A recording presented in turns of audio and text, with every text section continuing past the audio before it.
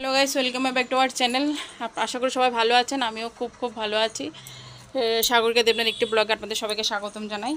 আজ হচ্ছে লাস্ট সোমবার ভোলানাথের মাথায় জল টানবো না, তাই কি কখনো হয়? সেই কারণে চলে এসেছি, সব তৈরি করে নিয়ে ভোলানাথের সব কিছু তৈরি করে নিয়েছি। তো গাইস, আমার ভোলানাথ রেডি অলমোস্ট। এই যে দেখুন আমার ভোলানাথ রেডি। এই আমার ভোলানাথ। আমি আমার ভোলানাথের মানে সব কিছু রেডি করি, যা জলটা ঢালবো। আমি জলটা এখনও ঢালিনি। এই যে আমার মানে কৃষ্ণ, এই যে সব কিছু রেডি করে রেখেছি। এবার শুধু পুজোটা দেবো, তারপর বেরিয়ে পড়বো। আমি মন্দিরে গিয়ে জল ঢালবো। পুরো রেডি। এই দেখুন আমি পুরো রেডি হয়ে আজকে আবার আলতাও পরেছি। এই যে গাইস দেখুন, আজকে আলতা পরেছি, লাল সাদা জামা পরেছি। আজকে সবুজ কিছু পরিনি, সবুজ শাড়িও পরিনি। তো রেডি। মামা মাথাটা একটু আসটাও তুমি, আর এই সুচটা একটুখানি গোটার মধ্যে ঢুকিয়ে দাও। ও আমি আপনাদেরকে একটু দেখাই, এই যে আমি আমার ভোলানাথের জন্য কী রেডি করেছি দেবো বলে।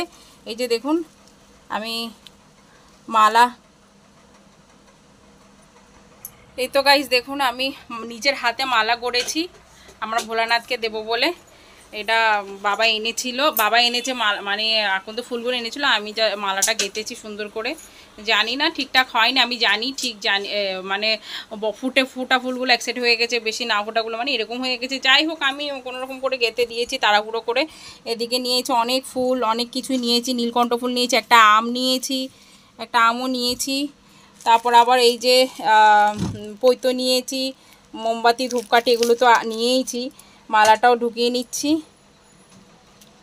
তারপর আমার এখানে দুধের মধ্যে সব দেওয়া হয়ে গেছে, সব কমপ্লিট। এবার জাস্ট বাবা সবুজ মুখটা আনলে এখানে দিয়ে দেবো, ব্যাস হয়ে যাবে। সব কমপ্লিট হয়ে গেছে। পৈতোটা এটা আমার ঘরের জন্য নিয়েছি, এই পৈতোটা ঘরে দেব। তো গাইস দেখতে থাকুন। তো আমি এবার আমার ঘরের ভোলানাথকে একটু স্নান করাবো। এই যে দেখুন, ওম নমঃ শিবায়, ওম নমঃ শিবায়, ওম নমঃ শিবায়।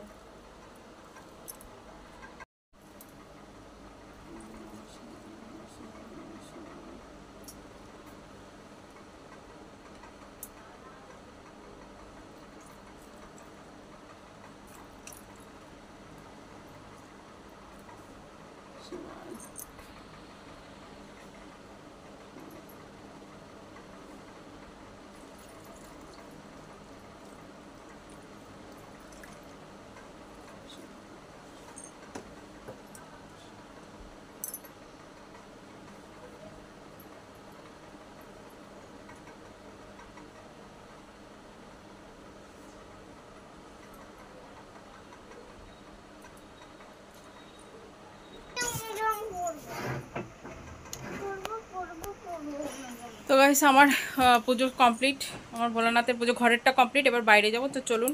হ্যালো গাইস, আমি চলে এসেছি শেষ সোমবারের ভিডিওটার লাস্ট ফিনিশিং দেওয়ার জন্য। অ্যাকচুয়ালি অনেকটা লং হয়ে গেছে ব্লগটা, তো এই কারণে আমি চলে এসেছি। ওটা আমার ঘরে যেটুকু আমি স্নান করি, শেষ সোমবার আমি দু জায়গায় স্নান করেছি। আমার ঘরেও করিয়েছি স্নান, আর আমি বাইরেও ভোলানাথকেও স্নান করাতে গেছিলাম।